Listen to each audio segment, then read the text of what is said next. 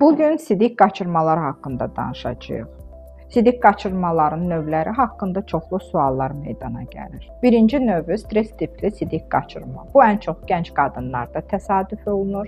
Ağırlıq qaldıran zaman bağların boşalmasından, qarındaxili təzyiqin artmasından meydana çıxır. Qadınların şikayəti az-az sidik qaçırmadan ibarət olur.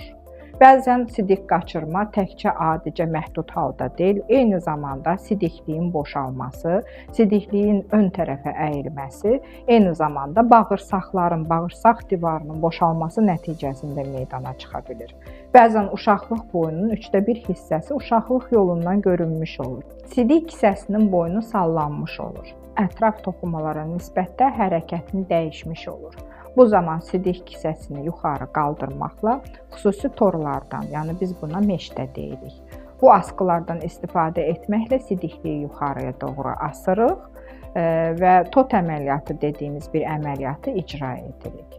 Bəzən elə olur ki, təkcə sidik qaçırmanın yerli müalicəsi kimi tot əməliyyatı deyil, eyni zamanda da sistosel və rektoselinin bərpası, yəni sidikliyi yuxarı qaldırmaqla, bağırsaqları arxaya çəkməklə bu növ terapiyalardan, cərrahi metodlardan istifadə edirik.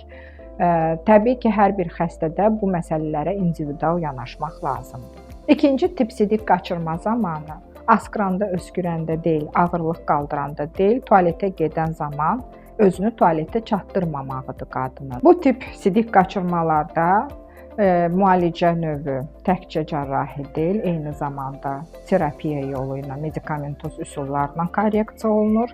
Digər növü mix növlü, qarışıq tipli sidik qaçırmadır və hər bir qadında qadının yaşını, sosial statusunu, eləcə də doğuşların sayını ətraflı tədqiq edərək bu məsələlərə yanaşmaq lazımdır.